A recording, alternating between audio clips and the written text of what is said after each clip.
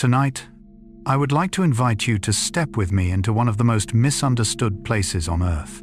When we hear the word swamp, most of us tend to imagine a dark, damp and desolate landscape, a place filled with mud, insects and still waters that somehow make us feel uneasy.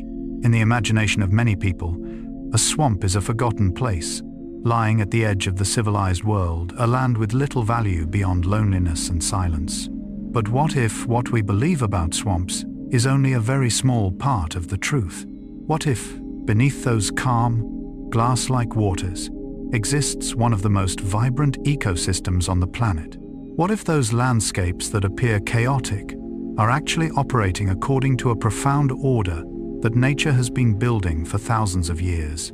Psychologist Carl Gustav Jung once suggested that human beings often fear what they do not fully understand. We tend to project frightening things into the darkness simply because our eyes cannot see what is hidden within it. And in a way, a swamp resembles the unconscious part of every human soul. From a distance, it appears mysterious and difficult to understand.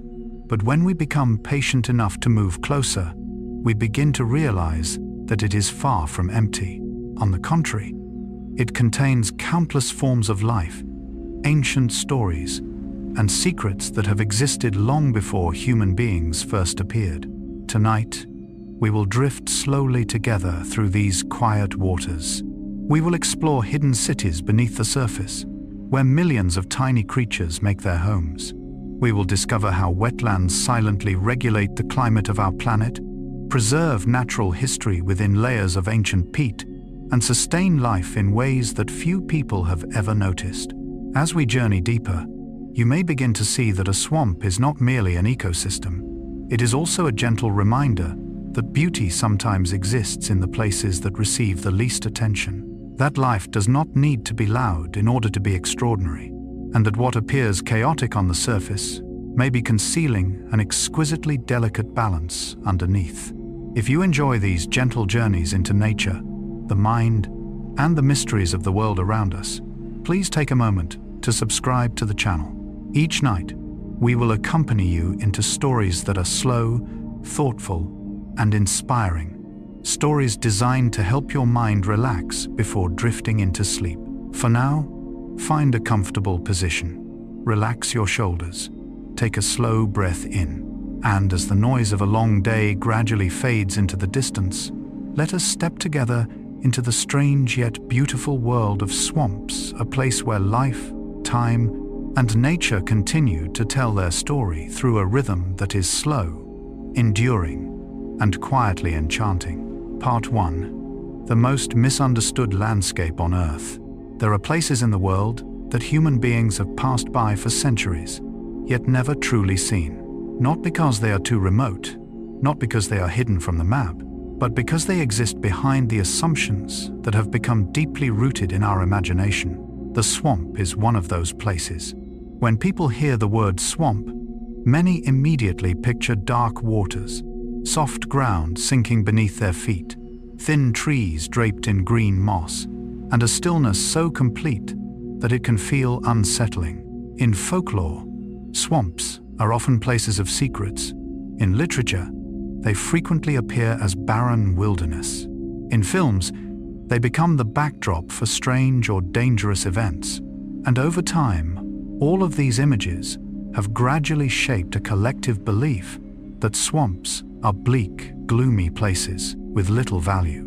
Yet what is fascinating is that nature rarely concerns itself with what human beings think about it. In its quiet way, the swamp continues to exist, day after day, season after season, century after century, silently carrying out tasks of immense importance for the planet, tasks that most of us have never even noticed. Carl Jung once said that what we do not understand often becomes the object of our fear. The human mind has a tendency to fill empty spaces with imagination. When we cannot clearly see something, we begin to speculate. When we do not understand something, we begin assigning it simpler meanings. And many times throughout history, the things that have been most misunderstood have also been the things of greatest value. In a way, The swamp resembles the unconscious mind of the human soul. From the outside, it appears dark, it appears chaotic, it appears difficult to understand. Yet the deeper one ventures within, the more layers of meaning and astonishing forms of life are revealed. If you could stand at the edge of a swamp at sunrise, you would notice this almost immediately. The water lies still like a giant mirror. Thin veils of mist hover above its surface. The air carries the scent of damp earth, decaying leaves, and time itself. Everything seems motionless. But that is only a human impression, because beneath that quiet water, an entire world is in constant motion. Schools of small fish weave through clusters of roots. Aquatic insects search tirelessly for food. Tiny organisms within the mud silently break down organic matter.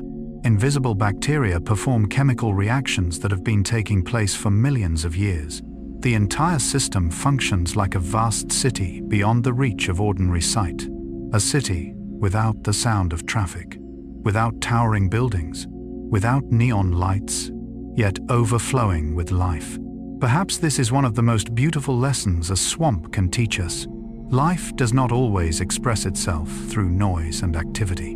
Sometimes the most vibrant things are also the quietest. We are often drawn toward what is grand: towering mountains, majestic waterfalls, forests stretching endlessly toward the horizon. Meanwhile, the swamp rests quietly in another corner of the world, never boasting, never demanding attention, yet containing one of the most intricate networks of life on the planet. And perhaps this reflects a deeper truth about human beings as well. The most valuable parts of us are often not the parts that others can see.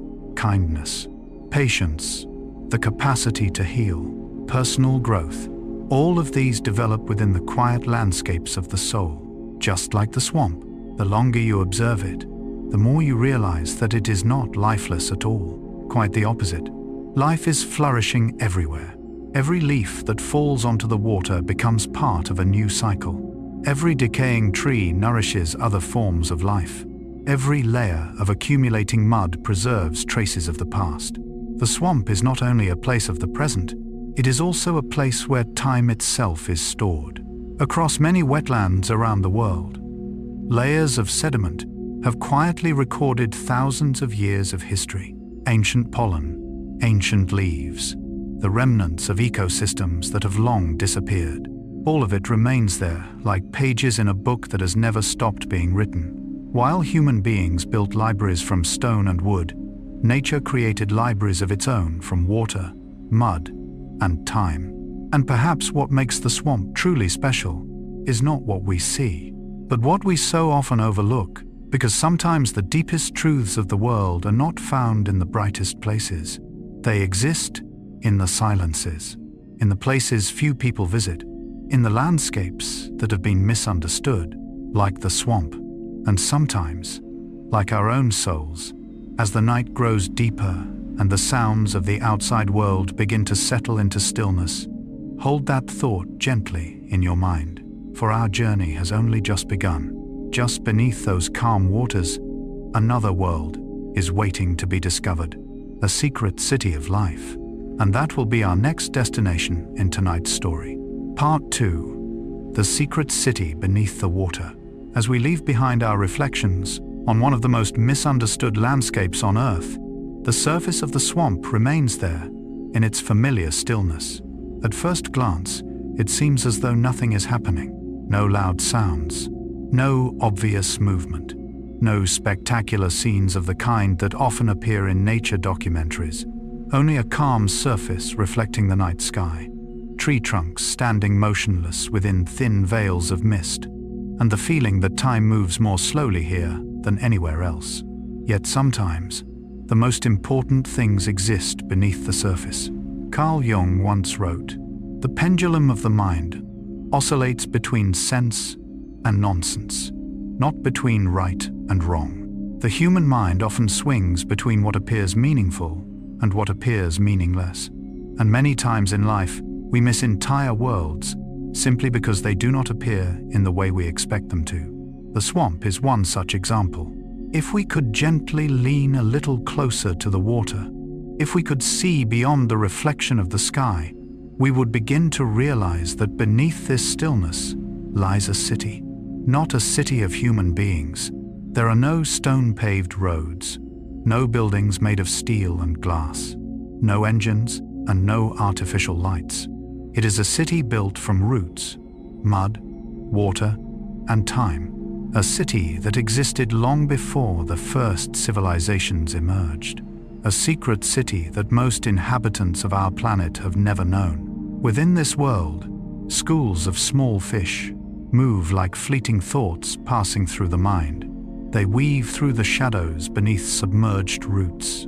They appear and disappear so quickly that an observer may barely notice their presence. Yet these tiny creatures form the foundation of an entire network of life. Much like our inner lives, the smallest things often create the greatest transformations. A childhood memory, a passing emotion, a sorrow that was never fully named.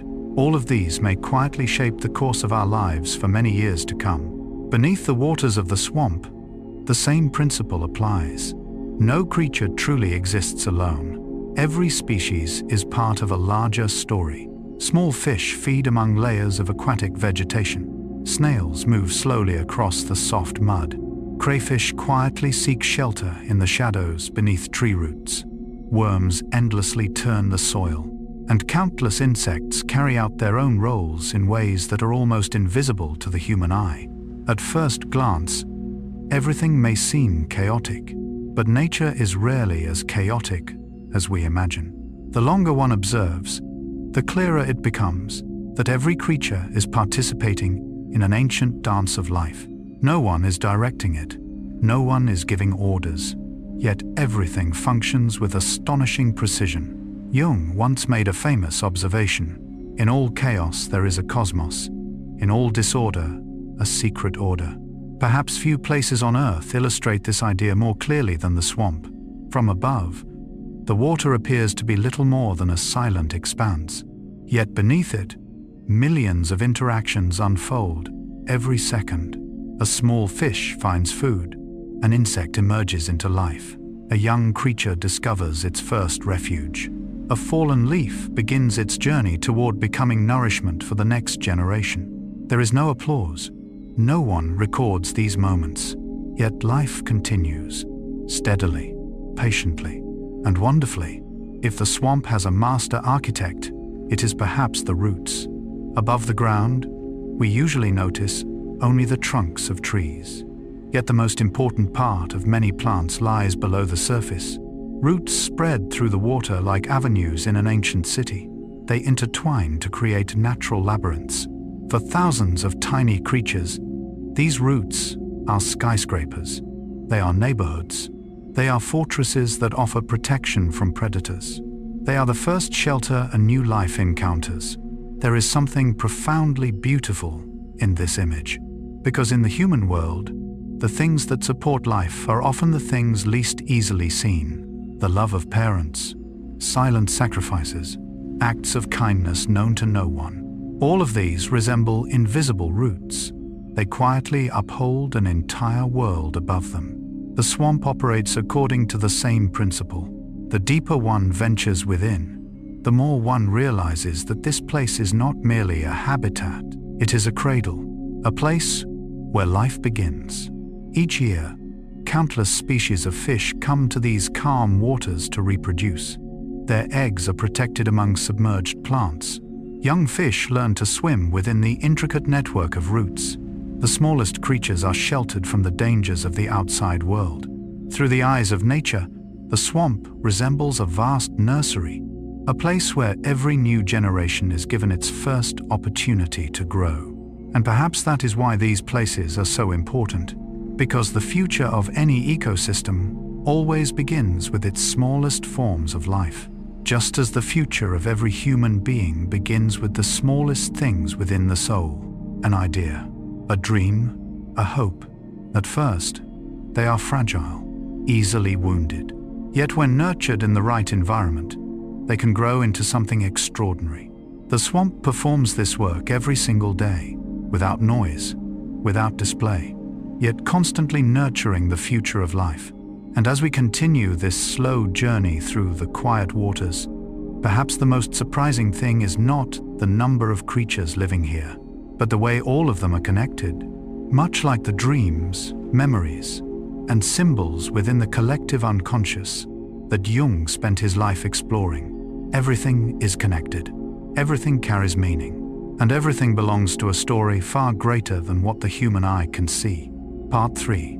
Earth's Great Hidden Treasure of Carbon. As we continue our journey through the secret cities beneath the water, where millions of tiny creatures quietly live among labyrinths of roots and mud, a natural question begins to arise.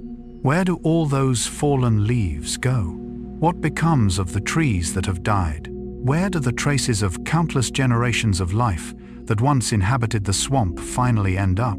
In the world we are familiar with, everything seems to move through a simple cycle: birth, growth, decline, disappearance. But the swamp does not function entirely in that way. That is one reason it is so remarkable, and it is also why it has become one of the planet's quietest treasures. From above, a swamp may not appear especially impressive. It is not as majestic as a mountain range, not as vast as the ocean, not as awe-inspiring as an ancient forest. It simply lies there, quiet, still, seemingly ordinary enough to be overlooked. Yet sometimes, the most ordinary things are the most extraordinary. Carl Jung once wrote, "Who looks outside, dreams. Who looks inside, awakes." Perhaps the swamp is inviting us on a similar journey, because if we look only at the surface, we see water, mud, and trees. But if we look deeper, we discover one of the most important processes taking place on Earth. A process so slow that it is almost invisible. A process that unfolds across many generations of human life. A process that helps stabilize the climate of our entire planet. In most ecosystems, when leaves fall to the ground, bacteria and fungi quickly break them down. The organic material gradually returns to the atmosphere as carbon dioxide. This is a normal part of life's cycle. But in a swamp, things happen differently. Water covers the ground. Oxygen becomes scarce. Decomposition proceeds much more slowly. This means that leaves, branches, and organic matter do not completely disappear. Instead, they begin to accumulate, year after year, century after century, like layers of quiet memories gathering within the human soul. Jung devoted much of his life to studying the unconscious mind. He realized that forgotten experiences never truly disappear. They simply retreat deeper within, and in subtle ways, they continue to influence the present. The swamp does something similar with nature's history. Without haste, without display, it simply preserves. Layer after layer of organic material becomes compressed. Each season of fallen leaves becomes part of a deeper layer of earth. Each generation of plants joins a collective memory of the land. After thousands of years, this process creates what scientists call peat. But perhaps a more beautiful description would be to see it as a library of time. Every centimeter of peat represents decades of accumulation. Every meter of soil tells a story spanning millennia. In the darkness beneath the ground, nature is preserving its own history. And remarkably, while doing so, it is also storing carbon. An enormous amount of carbon, far more than many people imagine. So much that these seemingly small wetlands play a vital role in regulating the global climate. It is a fascinating paradox. The places that receive the least attention are often performing the most important work, just as in life. Sometimes the person who changes an entire family is not the loudest one. The person who heals a community is not the most famous. The person who creates the greatest difference is often the quietest. The swamp is the same. It does not need praise. It does not need attention. It simply continues its work, day after day, year after year, century after century, quietly storing what the outside world continually produces. And perhaps this is one of the most beautiful lessons the swamp offers us. Not every contribution needs to be seen. Not every value needs immediate recognition. Some of the greatest things in the world happen in silence, in darkness, in patience. Just as layers of peat continue to deepen beneath still waters, just as the human soul matures through experiences no one else can see, just as the earth continues to be supported by landscapes that most of us have never visited, and as the night continues to unfold, as the water softly stirs around ancient trees, we will soon discover another wonder. For in the world of swamps, even the trees have learned how to survive conditions that seem impossible. A story of adaptation, a story of turning hardship into strength. And that will be the next destination on our journey. Part 4. Trees that challenge the rules of nature. As we leave behind the ancient layers of peat that quietly store the planet's carbon, the waters of the swamp continue to stretch beneath the peaceful evening sky. Here, time itself seems to slow down. Leaves drift lazily across the surface. Small ripples spread outward and then disappear. Tree trunks stand motionless, as though they have existed since long before human beings ever gave them names. And then, as our eyes gradually become accustomed to the landscape, something curious begins to emerge. How do these trees survive here? It is a simple question, yet the answer opens the door to one of nature's most extraordinary stories. For if we were to bring an oak tree, a maple tree, or most of the familiar trees we know into a swamp, they would struggle greatly. Roots need oxygen. Roots need soil that allows the exchange of gases. Roots need a relatively stable environment in which to grow. But the swamp is a place where water is present almost constantly. The ground is often soft. Oxygen levels are low. Conditions shift continuously with the rains, the dry seasons, and the tides. By ordinary logic, this is not an ideal place for trees. And yet, paradoxically, magnificent forests flourish here, not merely surviving, not merely enduring, but thriving. Perhaps this is the perfect moment to remember one of Carl Jung's most important ideas. He once wrote, "I am not what happened to me. I am what I choose to become." Human beings are not defined by the circumstances that happen to them. They are defined by the way they grow from those circumstances. If there is a place in nature that illustrates this idea, the swamp is surely a perfect candidate. The trees here do not wait for their environment to change. They change themselves. Over millions of years of evolution, they have developed solutions that seem almost unbelievable at first glance. In the fading light of the swamp, you may sometimes notice strange structures emerging from the ground. They resemble small wooden stakes, or fingers reaching upward from the earth. These are breathing roots. Scientists call them pneumatophores. The name sounds complex, but their function is remarkably simple. When the soil cannot provide enough oxygen to the root system below, the tree creates roots that grow upward, not downward, but in the opposite direction.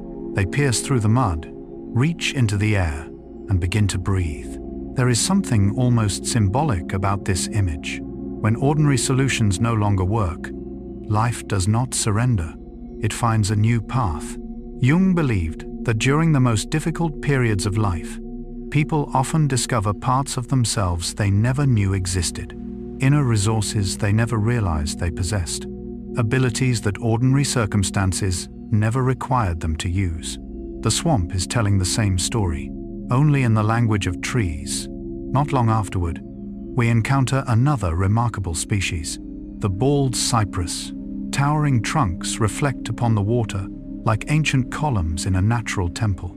They can live for hundreds of years, sometimes even longer, quietly observing the rise and fall of the waters, the passing storms, the generations of creatures that come and go through the swamp. There is something deeply peaceful about their presence. They do not rush. They do not compete. They do not try to become anything other than themselves. Perhaps this too is a lesson that Jung spent many years expressing through the concept of individuation. The process of growth is not about becoming someone else. It is about becoming fully oneself. Bald cypress trees do not try to live like mountain trees. They do not try to live like trees of the plains. They grow according to the needs of their own world, and that is precisely where their strength comes from. If we continue our journey toward tropical coastlines, we encounter another wonder: mangrove forests, vast labyrinths of roots weaving across the water. At first glance, the scene appears chaotic, but the longer one observes, the more its subtle beauty reveals itself. Every root helps hold the soil in place. Every trunk helps soften the force of the waves. Every grove helps protect an entire coastline. What appears to be disorder is, in fact, an extraordinarily intelligent system. Once again, it brings to mind one of Jung's most famous observations. In all chaos, there is a cosmos. In all disorder, a secret order. Mangrove forests are a living expression of that idea. There is no architect, no blueprint, no commander issuing instructions. Yet millions of creatures find shelter among those roots.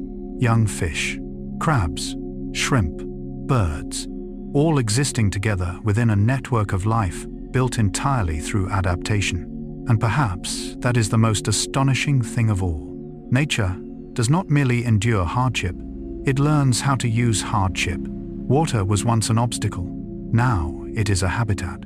Mud was once a limitation, now it is a foundation. A lack of oxygen was once a challenge, now it has become the driving force behind new evolutionary solutions. The swamp seems to whisper an ancient lesson, that strength does not always come from removing obstacles. Sometimes strength emerges when we learn how to grow within them. And as night continues to settle over these flooded forests, we will soon discover something else equally fascinating. For trees are not the only architects of the swamp. Hidden within the water, the mud, and the countless forms of life, there are other silent workers, creatures most of us rarely notice. Yet they help maintain the balance of the entire ecosystem. And that will be the next story in tonight's journey. Part 5. The invisible engineers of the ecosystem. As night continues to descend over the flooded forests, we leave behind the story of trees that learn to transform hardship into advantage. The breathing roots still quietly rise above the mud. The bald cypress trees still stand silently upon waters reflecting the moonlight. The mangrove forests still hold the shoreline together, with millions of interwoven roots, like the giant fingers of nature. At first glance, they appear to be the principal architects of the swamp. But the deeper we journey into this world, the more we realize that what the human eye sees is only the visible portion of the story.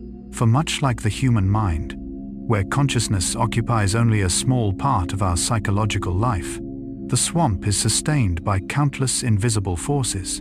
Carl Jung once wrote, "Until you make the unconscious conscious, it will direct your life, and you will call it fate." Perhaps nowhere in nature illustrates this more clearly than the swamp, because most of what keeps this ecosystem alive is not its largest creatures, not its tallest trees, not its most visible birds, but beings so small that we rarely notice their presence: invisible engineers, silent workers, architects whose names are never spoken. And our journey tonight begins with a creature many people fear: the alligator. In the human imagination, alligators often appear as symbols of primal power, ancient creatures, patient predators, residents of still waters. But few people realize that within many swamp ecosystems, alligators also play the role of builders. During the dry season, when water levels begin to fall, many alligators dig special depressions. Ecologists call them gator holes. At first glance, they seem like nothing more than small pools of water, but for hundreds of other species, they are oases in a desert. When much of the swamp becomes drier, water remains within these holes. Small fish gather there, turtles find shelter, frogs hide within the cool shadows, birds arrive in search of food. Life converges around these pools like citizens gathering in an ancient city amid a harsh landscape. What is fascinating is that alligators do not dig these holes in order to help other species. They are simply responding to their own survival needs. Yet the result benefits the entire ecosystem. Perhaps the same is true of many things in life. Actions that seem deeply personal sometimes create far greater effects than we realize, like a word of encouragement that changes someone's day, a small act of kindness that echoes for years, or a quiet decision that alters the course of an entire family's future. In nature, the most profound influences often emerge in exactly this way, quietly, without display, without seeking recognition, yet enduring. If we continue deeper into the soft mud beneath the swamp, we enter an even stranger world. A world that is nearly invisible, a world of bacteria, fungi, algae, and countless microscopic organisms. At first, it is difficult to imagine that such tiny creatures could influence an entire ecosystem. Yet the truth is precisely the opposite. Without them, the swamp could not exist. Every leaf that falls upon the water begins a new journey. Every broken branch, every fading flower, every creature reaching the end of its life, all become part of a continuous process of renewal. The first bacteria begin breaking down organic matter. Fungi continue the work. Other organisms join the cycle, and each nutrient atom is returned to the ecosystem once more. Nothing is wasted. Nothing is discarded. Everything is reused. In the world of the swamp, death is not an ending. It is a transition. Perhaps this is one of nature's deepest lessons. Jung spent many years studying symbolic cycles that appeared in myths, dreams, and religions. He noticed a recurring theme across cultures: death and rebirth, endings and beginnings, loss and transformation. The swamp is telling that very same story, only in the language of mud, water, and time. Each decaying leaf nourishes a new generation.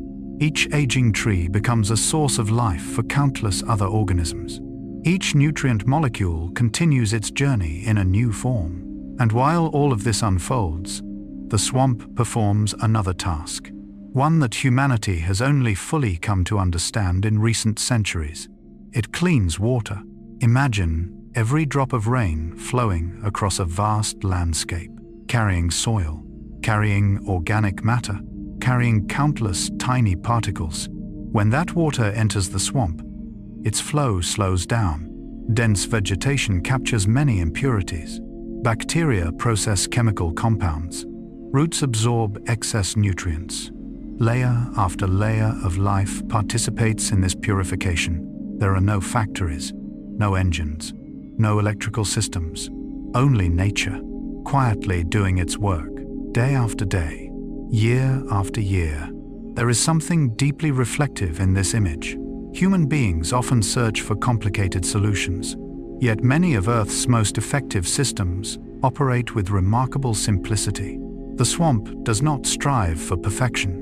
It simply maintains balance, and it is that balance that gives it strength. Perhaps the human soul functions in much the same way. We often believe strength comes from grand achievements, remarkable accomplishments, extraordinary moments. Yet many of the things that help us grow come from much smaller sources. A healthy habit, a few moments of silence each day, a sincere conversation, an act of kindness no one notices. Like the microorganisms within the swamp, tiny, quiet, yet powerful enough to sustain an entire world. And as we continue drifting across the calm waters of this remarkable land, one truth becomes increasingly clear. Life is not built solely by great things. It is built by countless small contributions, by invisible hands, by silent forces, by creatures that most of the time go unnoticed. And perhaps that is what makes the swamp so beautiful. A gentle reminder that the most important things in life are not always the easiest to see.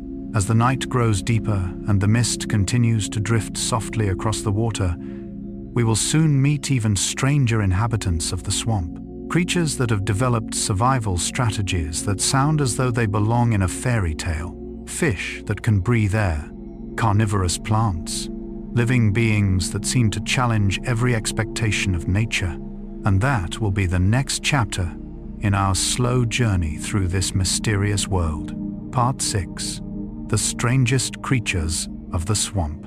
As we leave behind the world of invisible engineers, where tiny microorganisms quietly maintain the balance of an entire ecosystem, the waters of the swamp seem calmer than ever.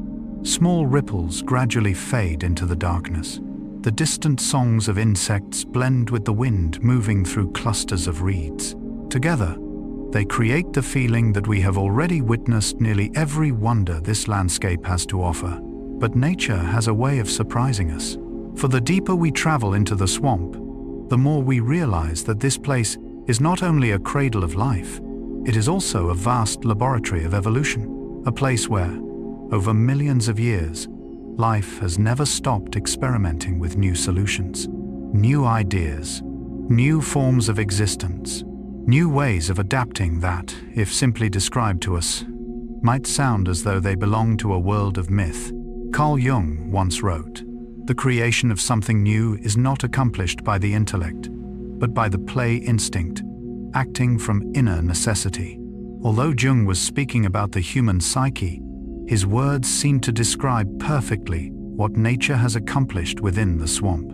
For this is a stage upon which some of life's most remarkable inventions have emerged. Let us begin with a small creature, a fish. At first, there seems to be nothing extraordinary about it. Yet this fish possesses an ability that feels almost paradoxical. It can breathe air. In our ordinary understanding, fish belong in water. Water is where they live. Water is where they obtain oxygen. Water is the environment their entire bodies were designed for. But the swamp is not always generous with oxygen. Its shallow, warm waters, rich in organic material, can sometimes become places where dissolved oxygen is scarce. For many creatures, this presents a serious challenge. Yet rather than surrendering to that challenge, some species of fish chose a different path. They learned how to draw oxygen directly from the air. Watching them rise to the surface in the fading light of evening feels almost like witnessing a distant memory of evolution itself. A reminder of the ancient moment when life first began experimenting with leaving the ocean behind. Perhaps what makes this phenomenon so beautiful is not merely its biology, it is its symbolism. Sometimes, the solution to a problem is not found by trying harder in the same direction. Sometimes, the solution lies in changing the approach entirely, just like those fish. When the water no longer contained enough oxygen, they did not fight against the water. They learned how to use the air. And then we encounter something even stranger, the mudskipper. Even its name sounds as though it belongs in a fairy tale. At first, it seems difficult to believe that a fish could spend so much of its life on land. Yet the mudskipper does exactly that. Every day, it crawls across the mud, climbs tree roots, observes the world through eyes that rise above its head. At first glance, it appears to be a creature standing between two worlds, not entirely of the water, not entirely of the land, a resident of the boundary itself. Perhaps this is what makes it so fascinating through Jung's lens. For much of human life is spent at boundaries, between childhood and adulthood, between the known and the unknown, between who we are and who we are becoming. The mudskipper seems to tell that story through its very body. It does not choose one world. It learns how to live between two worlds. And then nature introduces us to one of the strangest wonders of the swamp, carnivorous plants. The idea itself seems to challenge everything we normally associate with plants. Plants are often viewed as symbols of passivity. They stand still. They absorb sunlight. They wait. Yet within the nutrient-poor soils of the swamp, some plants evolved in a completely different direction. The Venus flytrap, the pitcher plant, the sundew. They do not simply wait for nutrients to arrive from the soil. They seek them out. They attract insects. They capture them. They absorb the nutrients they need. This is not nature's cruelty. It is nature's creativity. When one path becomes difficult, life creates another. When one door closes, it opens a new one. Perhaps this is one of the most beautiful lessons the swamp can offer us. Limitations are not always endings. Sometimes they are the beginning of possibilities that have never been explored before. Farther into the darkness of the swamp, the deep calls of frogs echo like an ancient choir. Snakes glide almost soundlessly through the shadows. Alligators rest motionless like ancient logs upon the water.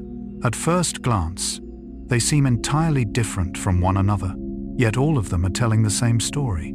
A story of adaptation, a story of finding one's place within an ever-changing world.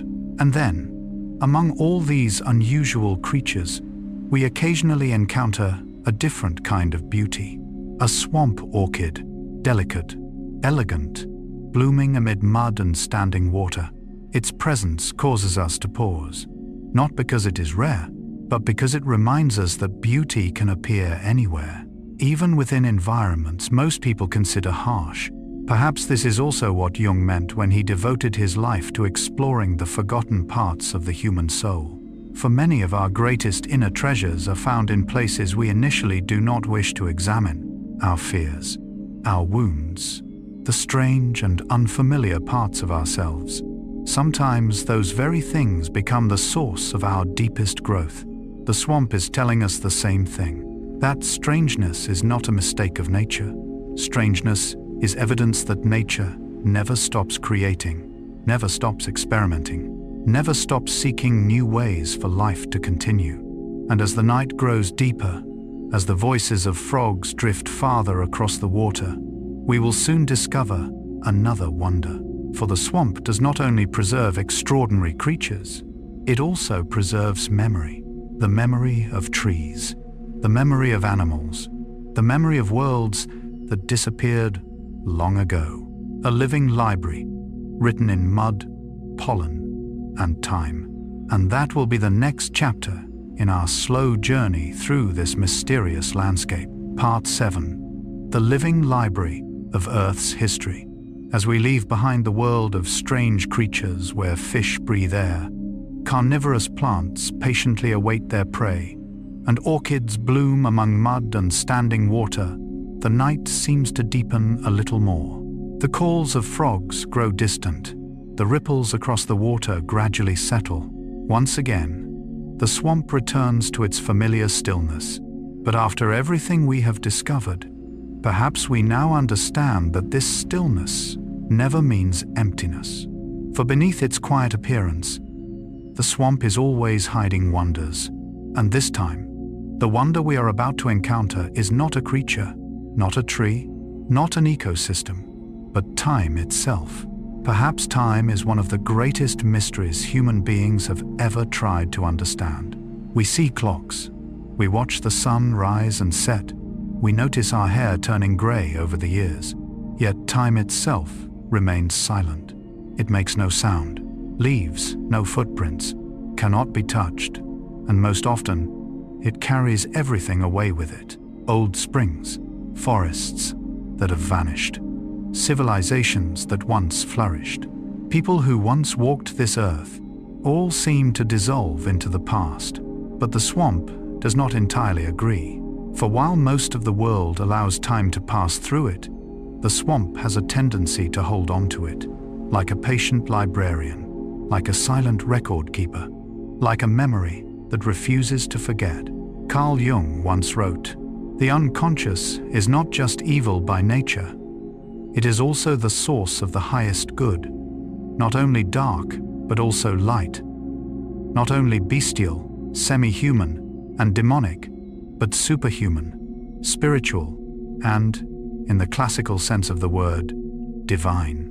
The unconscious is not merely a place of darkness, it is also a place where humanity's greatest treasures are preserved. Perhaps the swamp resembles the unconscious of the earth itself, a place where the past is not discarded, but stored. If we could dig carefully through the soft peat beneath our feet, layer by layer, as though turning the pages of a very ancient book, we would begin to see this.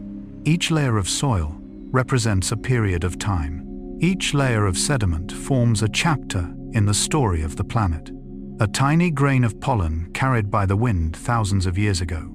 A leaf that fell onto the water and was preserved in an oxygen-poor environment. The footprint of an animal accidentally pressed into soft mud. An ancient branch, a seed, a shell, all remain there, quietly, patiently, waiting to be read. What is truly astonishing is that many of these traces have survived longer than any library humanity has ever built. Ancient pollen grains are especially fascinating. They are so small that the naked eye can barely see them. Yet to scientists, they are letters sent from the distant past. By studying layers of peat, researchers can learn which species of trees once grew in a region thousands of years ago, what the climate was like, how seasons changed over time. Even major environmental transformations are recorded within those tiny grains of pollen. There is something beautiful in the idea that a fragile grain of pollen can outlast entire empires. It reminds us that endurance does not always belong to what is greatest. Sometimes the smallest things survive the longest, like memory, like stories passed through generations, like the ancient symbols that Jung discovered still appearing in the dreams of modern people. Things that seem lost are often merely sleeping somewhere out of sight. The swamp understands this better than anyone. In wetlands around the world, scientists have discovered the footprints of ancient animals, the final steps of creatures that disappeared long ago. A very ordinary moment, a single footprint, a small movement, yet time preserved it. Perhaps no one ever imagines that a footprint might survive for thousands of years. Just as we rarely know which moments of our lives will become our most important memories. A meeting, a conversation, an ordinary afternoon. Years later, those simple moments may become the most treasured pages of our story. The deeper we travel into the layers of memory preserved by the swamp, the more surprises we uncover. Not only traces of nature, but traces of humanity as well.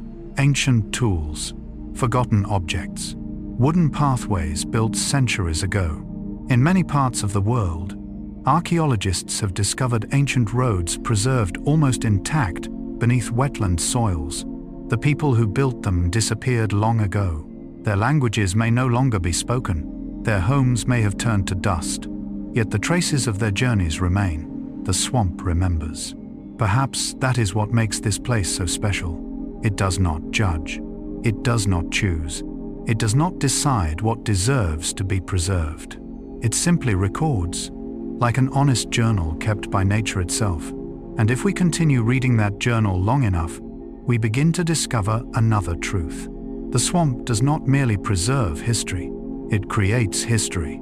Many of humanity's earliest civilizations developed near wetlands.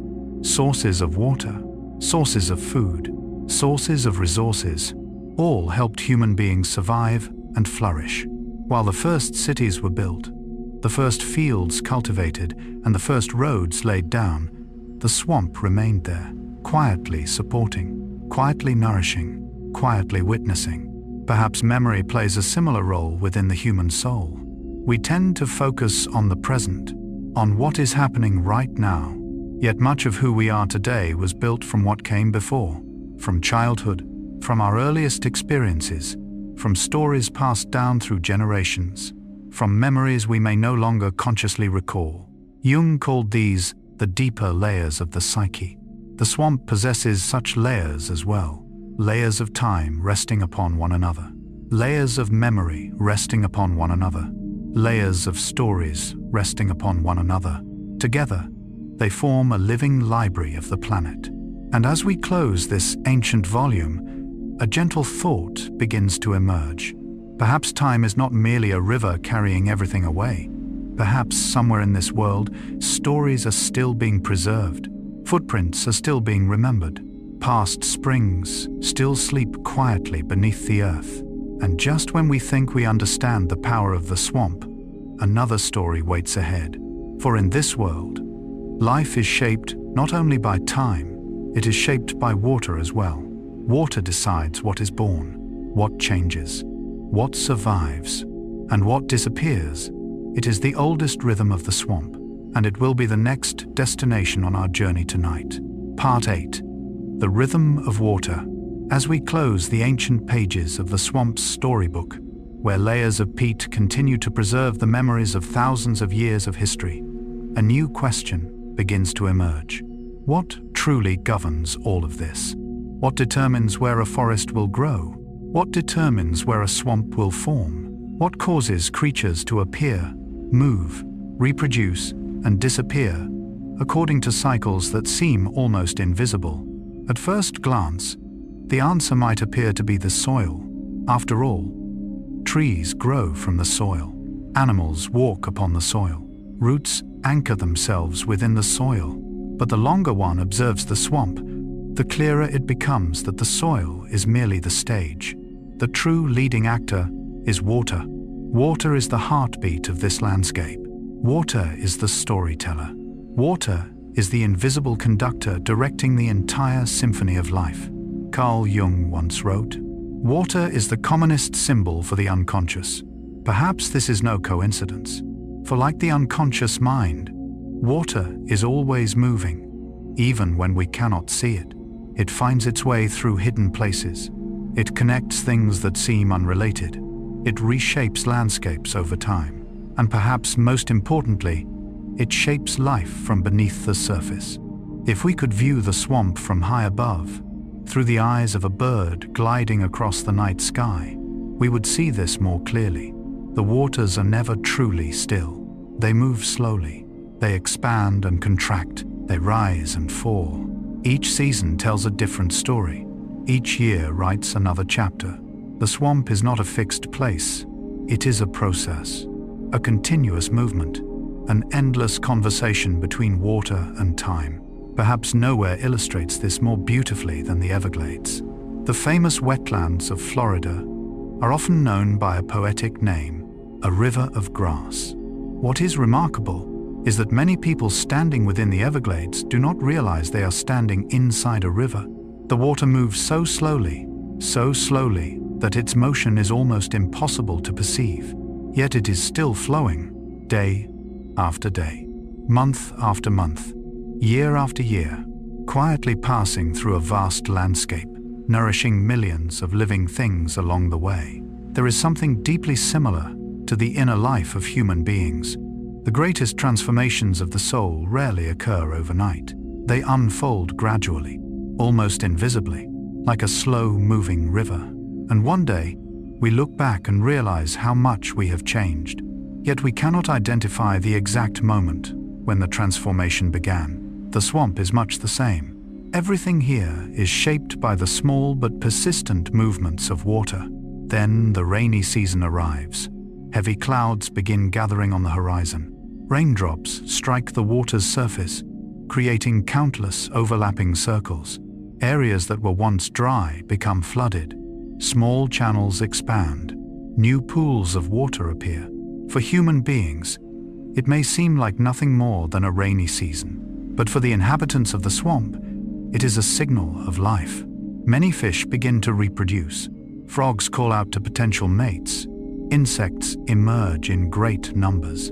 Food webs become more active. Life spreads wherever the water goes. It is no coincidence that many ancient cultures viewed water as a symbol of fertility and abundance. For wherever water appears, life often follows. But water does not only bring abundance, sometimes it retreats. The dry season arrives. Water levels gradually fall. Areas that were once deeply flooded become shallow. Some emerge completely beneath the sunlight.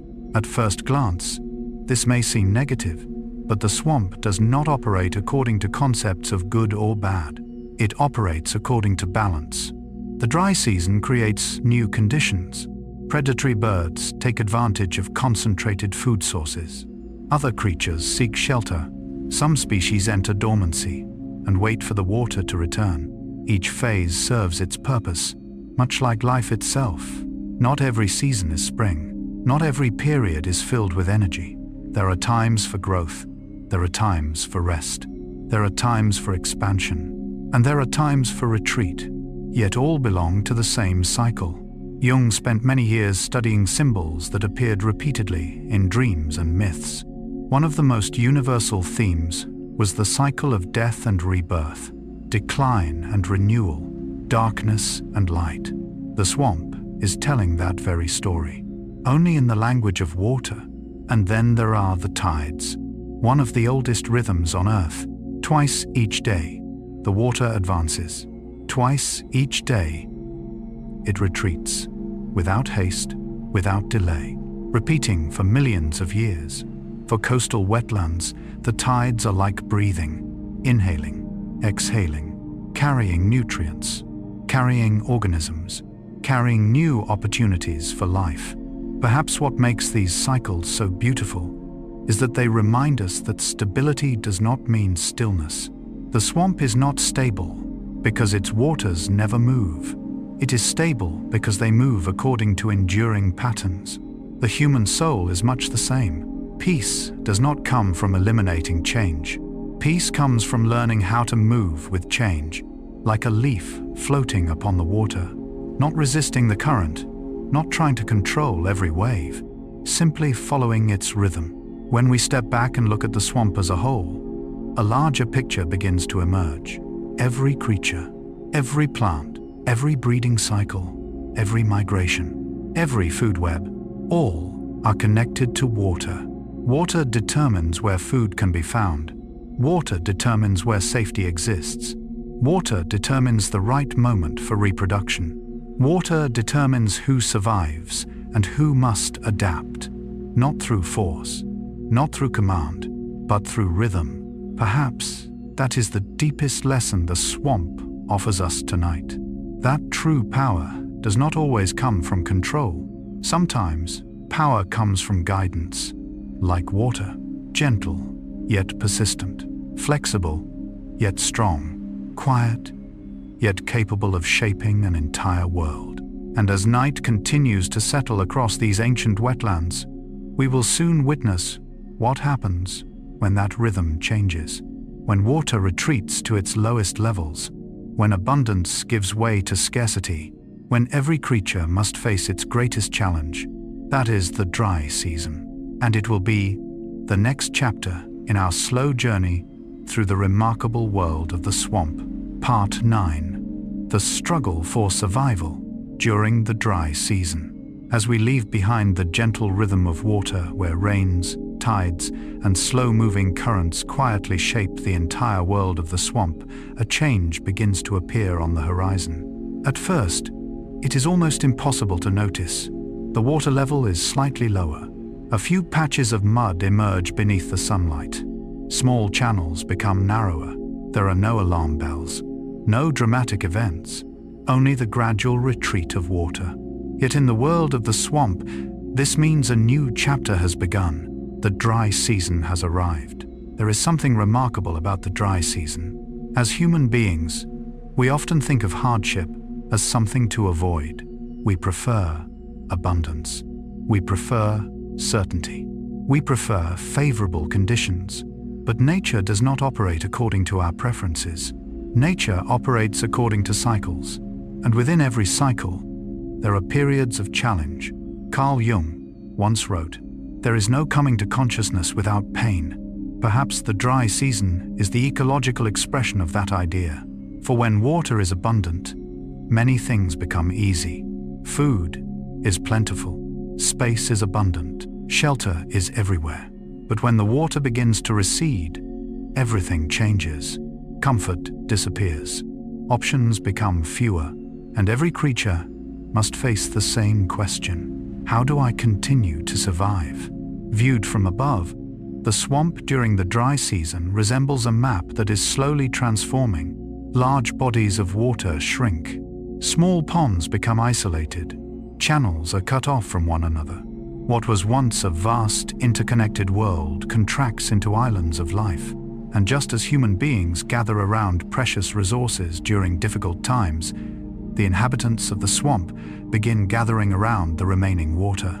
Fish arrive, frogs arrive, turtles arrive, smaller creatures arrive as well. Life seems to cluster around the places that still retain the breath of water. At first glance, It may appear to be a scene of tension, but if we observe long enough, we begin to recognize something else: adaptation. For life does not disappear when conditions change. It reorganizes itself.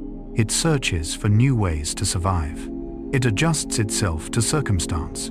Perhaps this is also true of difficult periods in human life. When everything is easy, we rarely notice what truly matters. But during times of scarcity, we begin to understand what deserves to be kept, what is truly necessary, what possesses lasting value. The dry season does this to the swamp. It removes the excess and reveals the essential. High above, birds of prey seem to understand this principle well. They do not resist the dry season. They do not attempt to stop it. They wait, patiently, quietly. As the water recedes, fish become concentrated, prey becomes easier to see, opportunities become more abundant. Herons stand motionless like statues. Egrets watch the water with sharp, attentive eyes.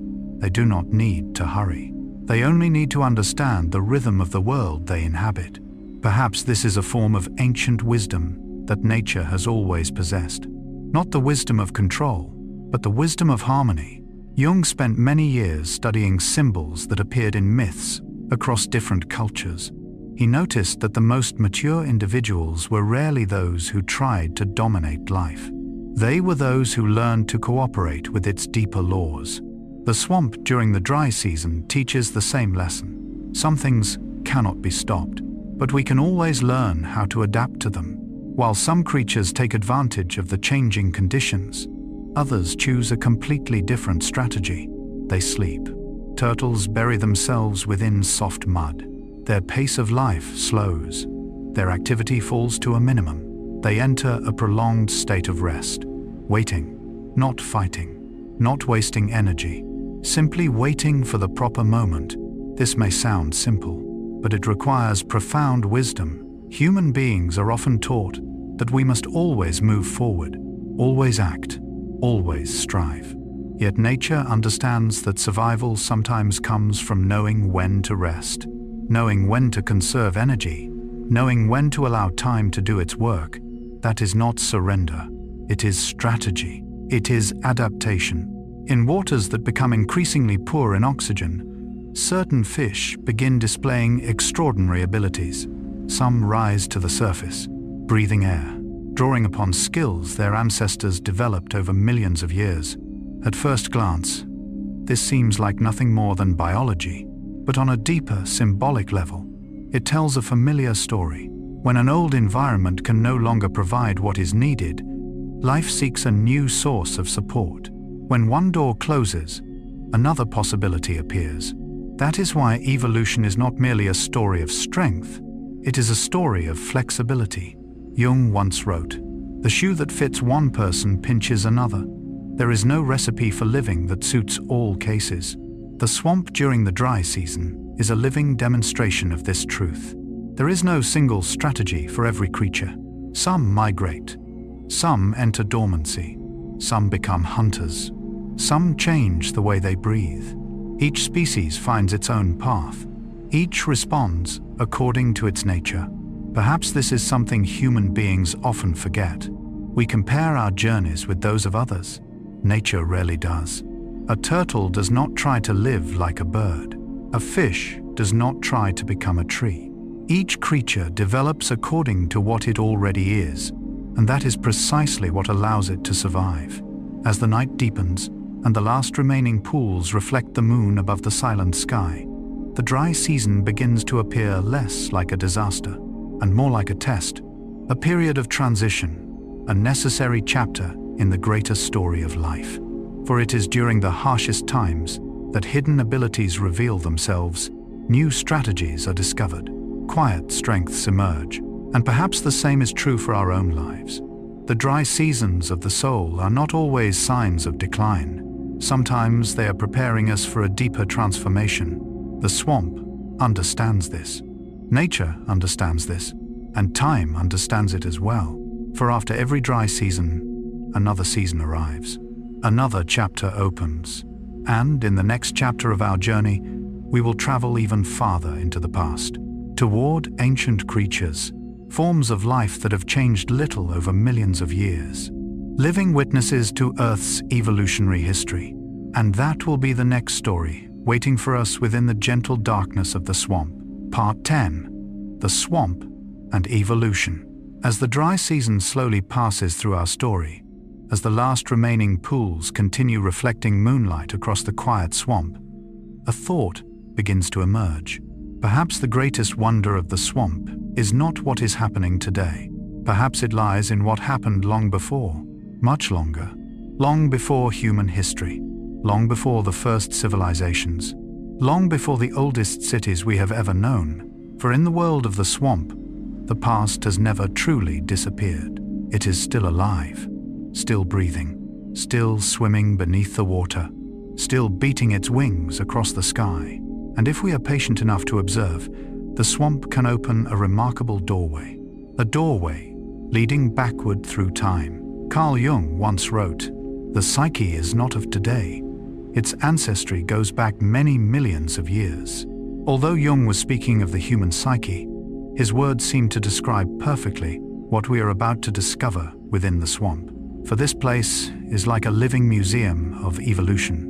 A place where very old chapters of Earth's history still remain present, not as fossils, but as living creatures. If you were to stand beside a quiet pool at sunrise, you might encounter one of these ancient witnesses, the bowfin. At first glance, it appears to be little more than a large fish. Not colorful, not dramatic, not especially striking. Yet the truth hidden within it is far more extraordinary.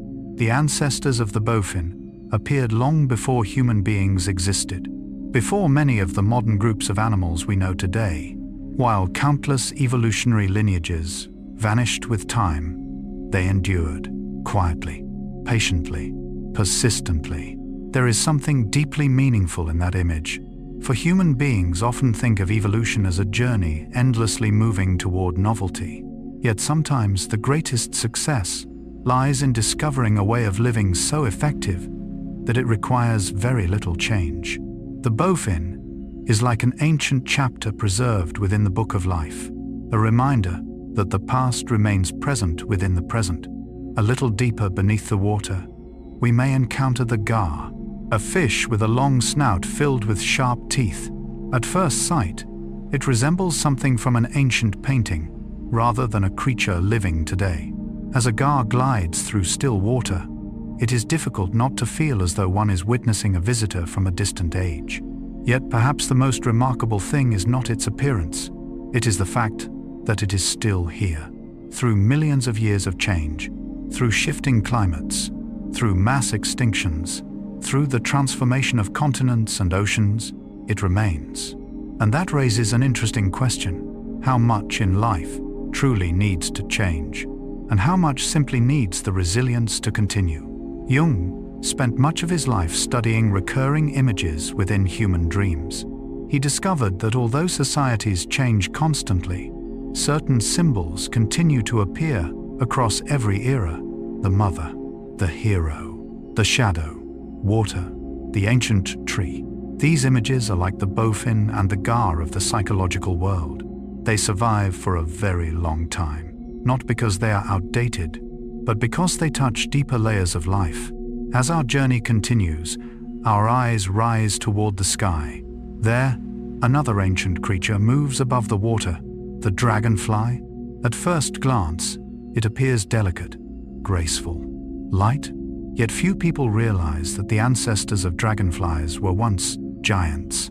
Within the ancient forests of distant ages, some insects possessed wingspans that would astonish modern observers.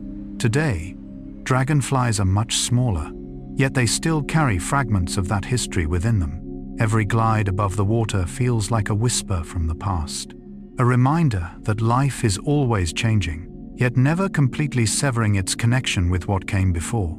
Perhaps this is also an important lesson about ourselves. We often think of ourselves as independent individuals, yet each of us carries stories far older than we realize. The stories of family, the stories of ancestors, the stories of the culture into which we were born. And on an even deeper level, the stories of humanity itself. That is why Jung developed the concept of the collective unconscious. He believed that beneath our personal experiences lie deeper layers of memory shared by all of us. The swamp seems to tell the same story, only in the language of evolution. And then we encounter the amphibians, the inhabitants of the boundary. Not entirely of the water, not entirely of the land. Creatures that once played a crucial role in one of the greatest turning points in the history of life. The moment when certain forms of life began leaving the water to explore the land. When we watch a frog resting beside the edge of the swamp, it is difficult to imagine that creatures resembling its ancestors helped transform the history of the planet. Yet it was precisely these small transitions that opened new possibilities. Every great evolutionary leap begins with a small experiment, a small change, a small step into the unknown. The same is true of human life. The most important transformations rarely arrive as dramatic moments. They usually begin with very small choices, a new thought, a new perspective, a first step. The swamp still preserves the memory of those steps, not only within fossils, not only within layers of peat, but within the living creatures that still inhabit this place. Perhaps that is what makes the swamp so special. It allows us to see time itself, not the time measured by clocks, not the time recorded in human history, but the deep time of life, millions of years, tens of millions of years, intervals so vast that the imagination struggles to comprehend them. And amid all of this, a gentle feeling begins to emerge. A feeling that the present does not stand alone. It is always supported by the past. Every creature alive today is the result of countless experiments that came before. Every leaf, every drop of water, every breath, all a part of a story far larger than themselves. Perhaps Jung would call it the continuity of the soul. Nature calls it evolution, and the swamp simply calls it life. As the night deepens further, our journey prepares to enter a new chapter. For if the swamp is a doorway into Earth's evolutionary past, it is also one of the most diverse places on the planet. Not one world, but many worlds layered together, different levels of life existing within a single space. And that will be the next destination in our slow journey through this mysterious land. Part 11. The Vertical Cities. As we leave behind the ancient waters where creatures carrying the memory of millions of years of evolution still move quietly through the darkness, a new image gradually emerges. At first glance, a swamp appears to be little more than a flat landscape, a stretch of water, a flooded forest, a place where trees, mud, and animals coexist. But sometimes the things that appear simplest are actually the most complex. For if we could observe the swamp through the eyes of a bird soaring high above and then slowly descend through its different layers, we would discover that this is not one world, it is many worlds. Worlds stacked upon one another. Vertical cities of life. Carl Jung once wrote, "The meeting of two personalities is like the contact of two chemical substances. If there is any reaction, both are transformed." Interestingly, this observation is not only true of human beings, it is true of nature as well. For the beauty of the swamp does not arise from the presence of a single species. It arises from the meeting of thousands of species, meetings that occur every day, every hour, every minute, across different layers of existence. Let us begin with the deepest layer, beneath the soft mud, where sunlight never reaches. At first glance, it may appear empty, a silent darkness, but reality is entirely different. Beneath that mud live millions of tiny organisms, bacteria, fungi, worms, creatures most of us will never see. They dig, they decompose, they recycle, they build the foundations for the entire ecosystem above, much like the unconscious in Jungian psychology, rarely seen, yet influencing everything.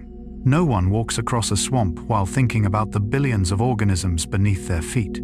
Just as few people realize how many of their thoughts and emotions are shaped by deeper unconscious layers, yet they are there. quietly, patiently, persistently. As we leave the mud behind and move upward, we enter the underwater world, another city, another layer. Here, schools of fish weave among tangled roots, crayfish search for shelter, snails move slowly across the soft bottom. These creatures inhabit a realm that the residents above rarely see, yet their lives remain deeply connected. A leaf falling from the canopy becomes food for the underwater world. A nutrient released from the mud nourishes plants above. No layer truly exists independently. This brings to mind one of Jung's most important ideas. He believed that the human psyche is not a collection of separate parts. It is an interconnected whole. What happens in the unconscious affects consciousness. What happens in the present affects memory. What happens in one region of the psyche eventually influences the others. The swamp functions in the same way.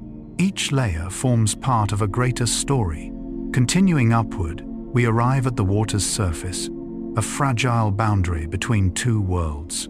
Here, sunlight dances upon ripples. Water striders glide across the surface as though walking on glass. Frogs rest upon lily pads. Dragonflies pass through the fading light of day. This is a world of transition, not entirely belonging to the water, not entirely belonging to the air. A borderland, and like every borderland in nature, it is rich with life. Perhaps this is why Jung was especially interested in transitional states of life. Adolescence, periods of crisis, dreams, moments of transformation, for it is often at the boundary between two states that the greatest changes occur. The surface of the swamp is such a boundary, a place of meeting, a place of exchange, a place of transformation. Higher still rises the world of trees. Trunks emerge from the water. Branches weave together to form a dark green canopy. Vines hang down like threads connecting earth and sky. This is the realm of birds, monkeys, snakes, creatures that view the world from an entirely different perspective. While underwater residents depend on currents, those above depend on light. While some creatures live through mud and water, others live through wind and sky. Yet all belong to the same ecosystem. There is something deeply beautiful in that image. For human beings often seek similarity. Nature flourishes through difference. A swamp is diverse not because every creature is the same, but because every creature finds its own place. A bird does not need to become a fish. A fish does not need to become a tree. Each contributes in its own way. And together, those differences create abundance. Jung spent many years studying the concept of individuation, the journey of becoming oneself. He believed that maturity does not mean becoming someone else. It means fully developing what already belongs to one's own nature. The swamp seems to tell the same story, only in the language of ecology. A snake living among branches, a school of fish beneath the water, insects upon the surface, microorganisms within the mud, all different, yet all necessary. No layer is more noble than another. No creature is more important than all the rest. Each contributes to the whole. Perhaps this is one of the most beautiful lessons the swamp offers us. Harmony does not come from sameness. It comes from different things learning how to coexist. As night continues to settle across the landscape, the calls of birds gradually fade from the canopy. The water reflects the first stars. The inhabitants of each layer continue their lives. No single layer sees the entire swamp, yet together they create it. And when we step back and view the whole picture, one truth becomes clear. The swamp is not merely an ecosystem. It is a living city, built vertically, a world of many worlds, a structure both complex and harmonious. And it is this harmony that performs vital work for the entire planet. For in the next chapter, we will explore how swamps quietly protect human beings from floods, purify water, sustain fisheries, and help maintain environmental balance. A story no longer only about the inhabitants of the swamp, but about the gifts the swamp offers to the world itself. And that will be the next destination in tonight's journey. Part 12. The Swamp Nature's Infrastructure. As we leave behind the vertical cities of the swamp, where thousands of species live within layers of worlds stacked upon one another, from the deepest mud to the highest canopy, a new question begins to emerge. What purpose does all of this serve? Is the swamp simply a place where plants and animals live? Or does it play a larger role in the story of our planet? At first glance, the answer seems simple. A swamp is a place with water, with trees, with birds, with fish. But the longer we observe, the more we realize that this is only the surface. For like many of the most important things in life, the swamp's greatest work often takes place beyond our sight. Carl Jung once wrote, "One does not become enlightened by imagining figures of light, but by making the darkness conscious." Human beings do not achieve enlightenment by imagining figures of light, but by becoming aware of the darkness. Perhaps this idea can be understood in another way as well, that the things which truly support the world often exist in the places least noticed. And the swamp is a wonderful example of this truth. When people think of infrastructure, we usually think of bridges, roads, dams, water supply systems, structures built from concrete, steel, and machinery. Yet long before human beings learned how to construct such systems, nature had already created its own infrastructure, not through blueprints, not through technology, but through millions of years of evolution. The swamp is one of those creations, a living structure, a continuously operating system, a network that supports countless other forms of life. Let us begin with one of its most important functions, holding water. At first, this may sound too simple to be remarkable, but imagine a great storm releasing rain across a vast landscape, millions of droplets searching for lower ground. If there were no place to absorb and hold that water, the flow would become more powerful, rivers would rise more quickly, flooding would occur more frequently. But the swamp functions like a giant sponge. It absorbs, it stores, it slows, it regulates. It does not fight the water. It does not stop the water. It simply softens its force. There is something deeply similar to the human soul in that image. For the most mature people are not those without emotions. They are those who know how to contain them, who know how to allow inner storms to pass without destroying everything around them. The swamp does the same with storms of water. It receives, it holds, it calms, and because of that, the lands downstream are protected. Other communities of life remain safer. As we continue through these quiet waters, we encounter another remarkable function: water purification. Every day, countless drops of water move through the swamp, carrying soil, carrying minerals, carrying organic compounds, carrying everything they have gathered along their journey. And then, as they pass through a labyrinth of roots, aquatic plants, microorganisms, and life-rich mud, the water begins to change. Particles are captured, excess nutrients are absorbed, tiny chemical reactions unfold in the darkness. There are no engines, no factories, no control panels, only nature performing its work in the same way it has for thousands of years. Perhaps the most astonishing thing is that most of this process happens unnoticed. Much like the finest things in life, love creates no noise, kindness emits no light, patience attracts no crowd. Yet these are the very things that keep the world functioning. The swamp is much the same. It works in silence, yet the results reach far beyond itself.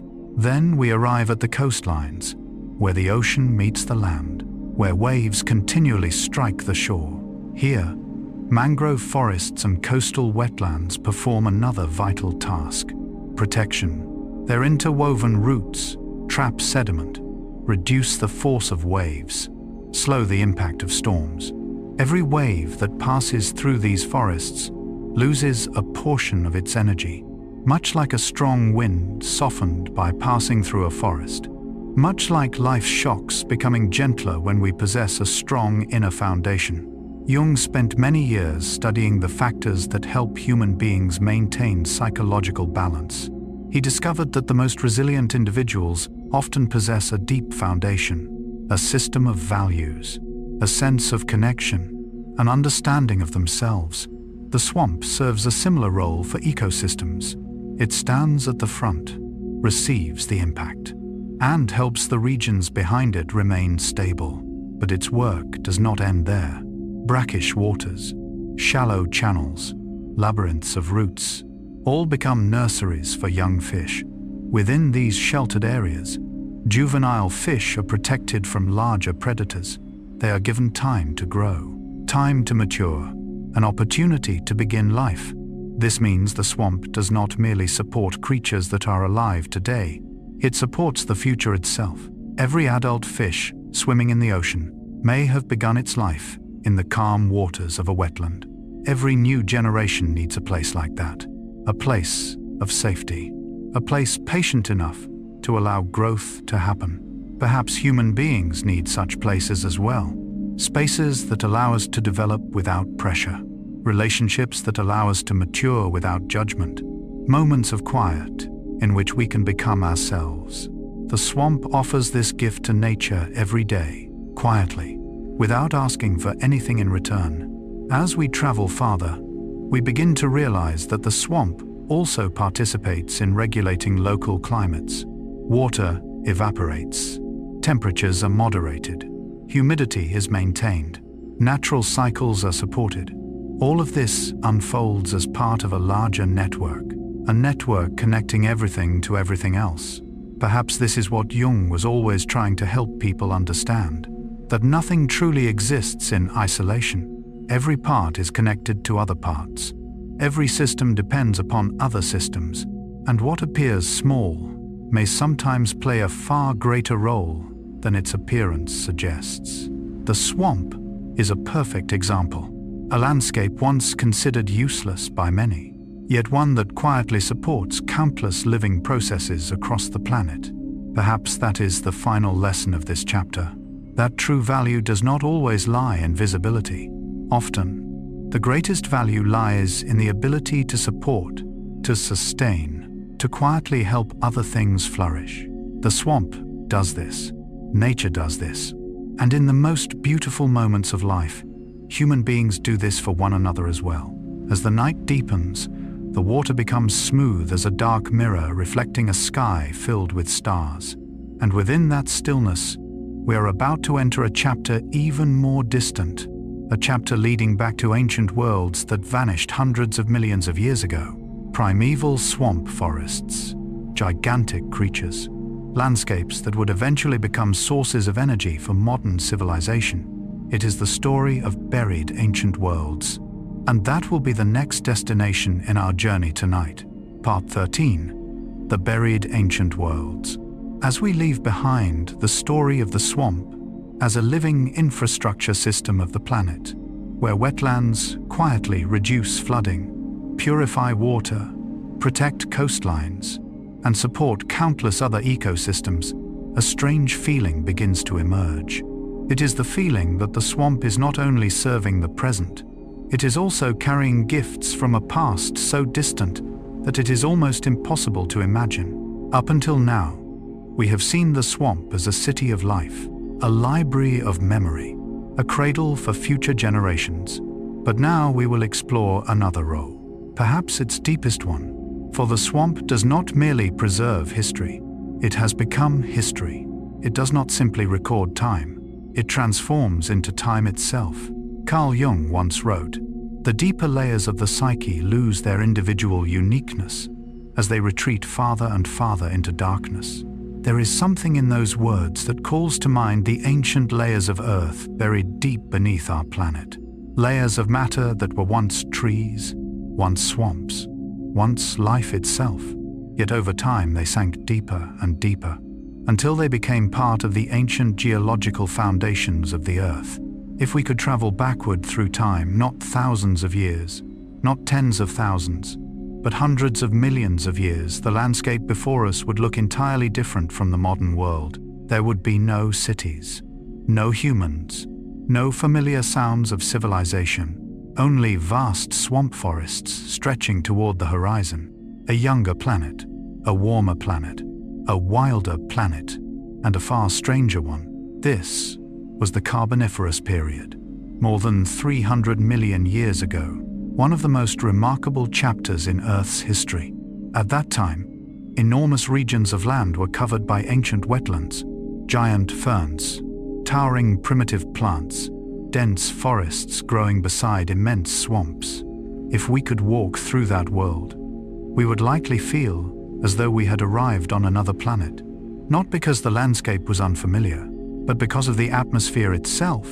Scientists believe that oxygen levels during that period were significantly higher than they are today, and this opened the door to one of evolution's strangest chapters. Within those ancient swamp forests, certain insects grew to sizes that are almost impossible to imagine today. Dragonflies with wingspans longer than a human arm, gigantic arthropods crawling through dense vegetation, creatures that would make the modern world seem miniature by comparison. There is something about these scenes that resembles the archetypal dreams Jung studied. Ancient image, gigantic symbols, creatures emerging from the deepest layers of the collective unconscious. For when we look back toward such distant ages, we are not merely observing geological history, we are looking at the childhood of life itself, a world still experimenting, still exploring new possibilities, still writing the earliest chapters of the evolutionary story. Yet the greatest wonder was not those giant creatures. It was what happened afterward, when those forests died, when the ancient trees fell, when the primeval swamps were gradually buried beneath layers of sediment and time. In most modern ecosystems, organic matter eventually decomposes completely. But within those ancient waterlogged, oxygen-poor swamps, the process unfolded differently.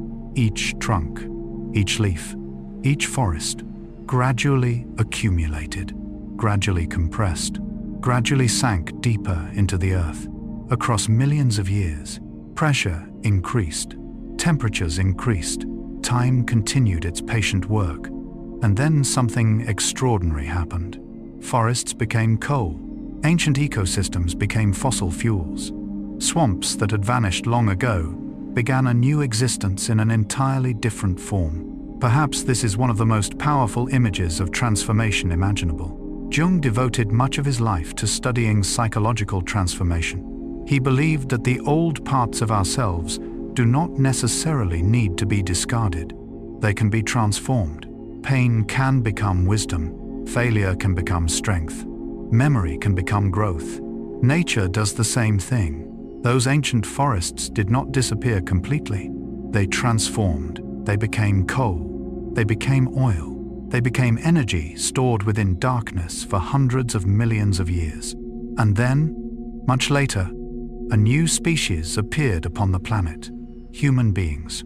We built cities, roads, civilizations. We illuminated the night, powered factories, started the first great machines. Yet it is worth reflecting that much of the energy that made these things possible came from swamps that disappeared millions of years ago. When a steam locomotive crossed a plain in the 19th century, when one of the first electric lights illuminated the darkness, when industrial cities began to rise, part of the energy powering those events was, in truth, sunlight absorbed by ancient plants during the Carboniferous period. That sunlight had been stored, preserved, protected through spans of time so immense that the imagination struggles to grasp them. There is something profoundly moving in this idea, because it reminds us that the present is never truly separate from the past. What we use today is built upon what happened long ago. This is true in geology, true in ecology, and true within the human soul. Jung believed that every individual carries traces of countless generations that came before, not only through genetics, but through ancient psychological patterns, archetypes, symbols, stories that have existed for thousands of years. We imagine ourselves living only in the present, yet in reality, we carry a deep history within us. The ancient swamps are much the same. The forests that seem long gone are still present around us, in our energy, in coal deposits, in geological traces, and within modern civilization itself. And as that thought settles gently like a leaf drifting upon still water, we begin to feel a deeper lesson. Nothing in nature is ever truly lost. It merely changes form, from one state into another, from life into memory, from memory into energy, from energy into new possibilities. Just as a dream can become an idea can become an action, and an action can change an entire life. As the night deepens and the Carboniferous forests slowly recede into the darkness of time, another chapter waits ahead. For not every story of the swamp belongs to the distant past. Some stories are unfolding right now. Wetlands facing rising seas, ghost forests appearing along coastlines, ancient ecosystems confronting new challenges. Yet, just as they have for millions of years, swamps continue to demonstrate a remarkable quality, resilience. And that will be the next story in tonight's journey. Part 14, Threats and Resilience. As we leave behind the ancient forests of the Carboniferous period, where the energy of millions of years still quietly rests beneath the earth in the form of coal and oil, the atmosphere of our story begins to change. Until now, our journey through the world of swamps has largely been a journey of wonder. We have encountered strange creatures, forests that breathe, libraries preserving the memory of Earth, vertical cities of life, invisible systems supporting an entire planet. But no ecosystem exists outside of time. Nothing in nature is completely immune to change, and the swamp is no exception. Carl Jung once wrote, "There is no birth of consciousness without pain." Perhaps those words are not only true of human beings, perhaps they are also true of nature. For sometimes, to understand the value of something, we must witness what happens when it is wounded. In the quiet darkness of the swamp, everything still appears peaceful. Tree trunks reflect upon the water, birds rest among the branches, layers of soft mud continue preserving the footprints of countless creatures. Yet in many parts of the world, changes are unfolding, slowly, quietly, almost in the same way that time once transformed ancient forests into coal, except that this time, the change is not taking millions of years. It is happening within our own era. One of the greatest changes comes from rising seas. At first glance, a few centimeters may not seem significant, but for coastal wetlands, such small changes can reshape an entire world. Salt water begins to push farther inland. Areas once suitable for freshwater plants gradually become more difficult places to survive. Boundaries that existed for centuries begin to shift. The swamp has always been familiar with change, but sometimes the speed of change becomes the challenge itself. And then there appears a scene of haunting beauty, ghost forests. From a distance, they look like paintings drawn from mist and memory. Pale trunks stand motionless within the water. No leaves remain. No birds build nests among their branches. No canopy sways in the wind. Only the silent skeletons of a forest that was once alive. There is something profoundly moving in that image. Every civilization leaves behind ruins. Every era leaves behind traces. And sometimes nature does as well. Ghost forests remind us that nothing is permanent. Even ecosystems that seem eternal must face transformation. Jung spent many years studying what he called the shadow, not as something evil, but as the reality we often prefer not to see. Perhaps ghost forests represent a shadow within the story of the swamp, not to make us despair, but to help us see the whole picture. For there can be no genuine understanding if we choose to look only at what is beautiful. Farther still, other challenges emerge. Some species are intentionally or accidentally introduced by human beings into new landscapes. At first, this may seem harmless, but nature operates through delicate balances. A new species can sometimes alter an entire network of relationships that has taken thousands of years to develop. A foreign plant a new fish, a newly introduced insect. Such small things can create waves of change that travel farther than we imagine. This brings to mind something Jung often emphasized. Every complex system depends upon balance among its parts. The human psyche is no different. An emotion ignored for too long, a fear left unrecognized, a part of the personality denied or rejected. Any of these can influence the entire inner structure. The swamp follows a similar principle. Every creature belongs to a larger network, and when that network is disturbed, the consequences often spread farther than the eye can see. Then there is nutrient pollution, a concept that may initially sound paradoxical. How can nutrients become a problem? Yet in nature, too much can be just as dangerous as too little. When nutrient levels rise beyond their natural limits, algae begin to grow too rapidly. Oxygen levels decline. The delicate balance of the ecosystem begins to change. Once again, the swamp reminds us of an ancient lesson. Health does not come from excess. It comes from balance.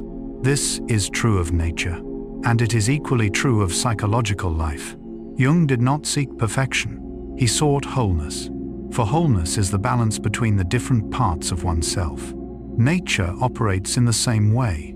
A healthy swamp is not a swamp that has the most of everything. It is a swamp where all elements exist in harmony.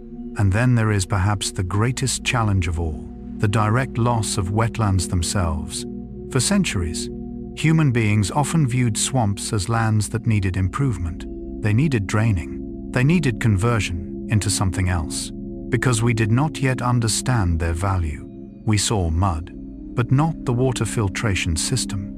We saw standing water, but not the flood control system. We saw wilderness, but not the natural infrastructure operating beneath it. Perhaps this is true of many things in life. The things that quietly support us are often the things we notice the least, until they disappear. But this is not where the story ends. For if there were only loss, the swamp would not be a swamp. If there were only decline, nature could never have endured for billions of years. The true beauty of this chapter lies in what comes next: resilience. In many places around the world, wetland restoration projects have produced astonishing results. Water has returned. Drained landscapes have been flooded once again. Plants have come back. Birds have reappeared. Fish have found their way back to spawning grounds. Life begins writing its story once more. Not instantly, not through magic, but little by little, like a wound healing, like a forest growing, like a person recovering after the most difficult chapters of life. Carl Jung once wrote, "I am not what happened to me. I am what I choose to become." Perhaps the swamp is expressing the same truth in its own way. It does not deny its wounds. It does not deny its losses. It does not deny its hardships. But neither does it allow those things to define its future. For deep within every ecosystem lives an ancient impulse. An impulse toward life, toward balance, toward renewal. And perhaps this is the most beautiful lesson the swamp offers us tonight. Resilience does not mean never being wounded. Resilience is the ability to continue living after the wound, to continue growing after loss, to continue opening new chapters after old ones have closed. As the night grows quieter, the water becomes smooth as a dark mirror, reflecting a sky filled with stars, and our journey moves closer to its final chapter. A chapter no longer about creatures, geology, or climate, but about meaning, about what the swamp has quietly taught us throughout this long journey. A lesson in adaptation, a lesson in resilience, a lesson in the interconnectedness of all living things. And that will be our final destination tonight, part 15, the final lesson from the swamp. As we leave behind the story of the swamp's wounds and resilience, the water tonight seems more still than ever before. Thin veils of mist drift slowly across the surface. The sounds of insects now seem very far away. The trees stand motionless, as though they have stood there since long before human beings first appeared. And perhaps this is the perfect moment to look back upon the entire journey, for we have traveled very far. We began with a landscape many people consider desolate, a place often misunderstood, a place described as muddy, dark, useless. Yet step by step, the swamp has revealed its true story, a story of life, a story of time, a story of adaptation, and perhaps more than anything else, a story of connection. Carl Jung once wrote, "In all chaos there is a cosmos, in all disorder a secret order." Perhaps nowhere on earth illustrates this truth more clearly than the swamp. For at first glance, the swamp appears to be the very image of disorder. Roots tangled together, trees growing in strange directions, shallow waters beside deeper pools, creatures appearing and disappearing within the darkness. There are no perfect straight lines, no symmetrical shapes, none of the neatness human beings often seek. Yet the longer we observe, the more we discover that everything operates according to a profound order. Not the order of a blueprint, but the order of life. Not an order imposed from above, but an order emerging from millions of invisible connections. Perhaps this is the first lesson. Nature does not need to be neat in order to be balanced. And perhaps our lives do not need to be neat either. Human beings spend much of their lives trying to control things, organize things, make everything clear. Yet, life continues to bring surprises, unexpected turns, losses, changes we cannot predict. And sometimes we feel as though we are living within a swamp of uncertainty. Jung understood this. He devoted his life to exploring the most chaotic regions of the human soul. Dreams, symbols, paradoxes, the dark places that reason cannot completely control. And what he discovered was that maturity does not come from eliminating chaos. It comes from learning how to live with it. The swamp teaches the same lesson. For the very things that appear untidy are the source of its strength. Interwoven roots hold the soil together. Layers of mud store carbon. Cycles of flood and drought maintain biodiversity. Different creatures coexist within the same space, each contributing something, each serving a role, each occupying its place, and together they create something greater than themselves. Perhaps now is the moment to remember everything we encountered along the way. Tiny creatures living beneath the mud, microorganisms quietly recycling life, mangrove trees standing against the sea, fish that breathe air, mudskippers living between two worlds, ancient forests transformed into coal, wetlands recovering after injury. Each story is different, yet all of them speak of the same thing: adaptation. If there is one quality that appears in every chapter of the swamp, it is adaptability. No creature here survives by fighting its circumstances. They survive by learning how to live with them. Roots learn how to breathe. Fish learn how to draw oxygen from the air. Microorganisms learn how to function in low oxygen environments.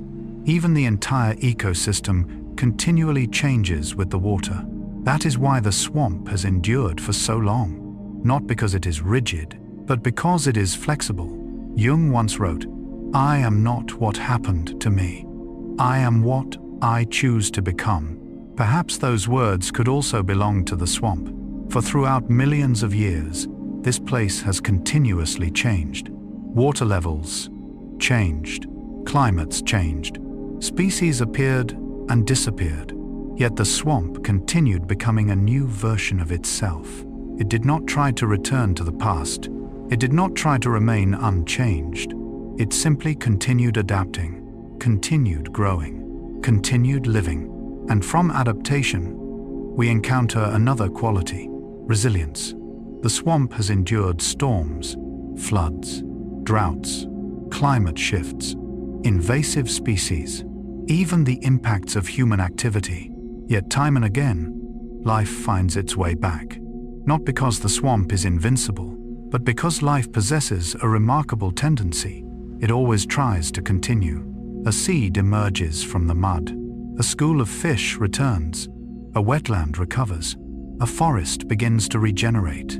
These small events combine into what we call recovery. Perhaps this is what makes the swamp such a beautiful symbol of hope. Not naive hope, not hope that denies difficulty, but hope that has seen difficulty and continues forward anyway. And finally, perhaps the greatest lesson lies in connection. Throughout this journey, we have seen again and again that no creature truly lives alone. No tree exists apart from the soil. No fish survives without water. No bird is entirely independent of the forest. No swamp exists apart from the climate. Everything is connected. What happens to one part ultimately affects the rest. Jung expressed this idea in another way. He believed that human beings are not as separate as we imagine. Beneath our individual differences lie shared depths, shared symbols, shared stories, shared experiences. The swamp tells the same story, that life is a network, not a collection of isolated individuals. A network that is vast, complex, beautiful, and fragile. Looking back from the end of our journey, we begin to see the swamp differently, no longer as forgotten land, no longer as a space between earth and water, no longer as wilderness at the edge of the world. It is one of the most extraordinary ecosystems on the planet, a place where life and death coexist, where past and future coexist, where memory and renewal coexist, where the smallest things perform the greatest tasks. And perhaps that is why the swamp invites such deep reflection, for in some way, it mirrors life itself. Life is not perfect, not orderly, not entirely predictable. Yet beneath it all exists a profound order, a rhythm, a current, a quiet connection carrying everything forward. And now, as the night has grown deep, as the swamp reflects only the distant stars above, we can allow these stories to settle gently within us, like a leaf touching the water, like a breeze moving through ancient trees, like a dream slowly drawing to a close. For the swamp has finished telling its story, and perhaps, somewhere within this stillness, it has left us with something, a sense of peace, a reverence for life, and a gentle reminder that even in the most misunderstood places, the most extraordinary wonders can exist. May you have a deep and restful sleep, and may the slow rhythm of the swamp continue flowing through your dreams tonight.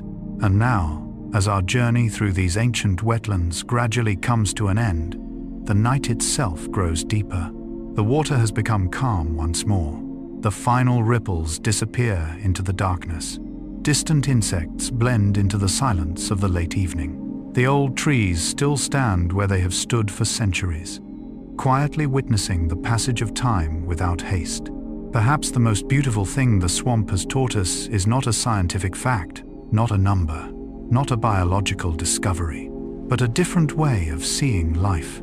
Throughout this journey, we have encountered places that seemed chaotic, yet functioned with astonishing harmony. We have seen tiny creatures perform immense tasks, trees transform hardship into strength, landscapes quietly support an entire planet.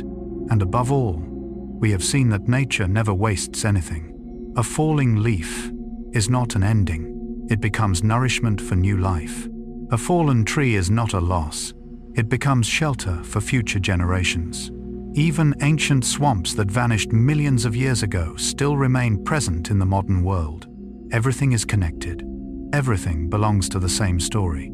Perhaps this is what Carl Jung sought to help us understand throughout his lifelong exploration of the human soul, that nothing within us is truly separate. Memories of the past continue living in the present. Old experiences quietly shape who we are today. Forgotten parts of ourselves continue whispering through our dreams. And like the swamp, the human soul is far deeper than what we see on the surface. Perhaps somewhere in your own life there are places that resemble a swamp, parts of your story that once seemed chaotic, old memories, unnamed emotions, difficult periods you wished you could forget. But perhaps, like the swamp, they are quietly doing some work for you, silently, patiently, gently. Perhaps they are helping you grow. Perhaps they are helping you become stronger. Perhaps they are preserving lessons that you will someday need. Nature is never in a hurry, and healing is not in a hurry either. A seed requires time to sprout. A forest requires time to grow. A swamp requires centuries to form. And sometimes the human soul requires time to discover its own balance. If today has been a long day for you, allow yourself to rest. If there are unfinished things, leave them behind for a few hours. If there are questions without answers, allow them to sleep alongside the night. Not every problem must be solved immediately. Not every path requires us to see the destination. Sometimes the best thing we can do is trust the natural rhythm of life. Like the water of the swamp, like the cycle of rain and drought, like the rhythms that have guided this planet long before we arrived. When you look toward the night sky, the stars are still shining. When you look toward the water, life continues somewhere beneath the surface. And even as we drift into sleep, the world continues moving, slowly, steadily, patiently. Perhaps that is the final lesson of the swamp. Life does not need to be perfect to be beautiful. It does not need to be easy to be meaningful. It does not need to be fully understood to contain wonder. And now, as our journey reaches its final steps, I want to thank you for spending this time exploring one of the most unusual and extraordinary worlds on Earth. If you enjoy these gentle stories, exploring nature, psychology, the mysteries of the human soul, and insights inspired by Carl Gustav Jung, please consider subscribing to the channel and turning on notifications so that we may continue these journeys together. Each week, we will enter new worlds, new stories, new lessons, all told with a slow, gentle, and soothing rhythm designed for the quiet moments before sleep. But for now, allow your shoulders to relax. Take a soft breath in and slowly breathe out. Allow the remaining thoughts of the day to dissolve like mist above the water at dawn. Allow the wind moving through ancient trees to carry you deeper into peace, and allow the slow rhythm of the swamp to continue echoing through tonight's dreams. May your night be peaceful. May your dreams be beautiful, and may your sleep be deep. Good night.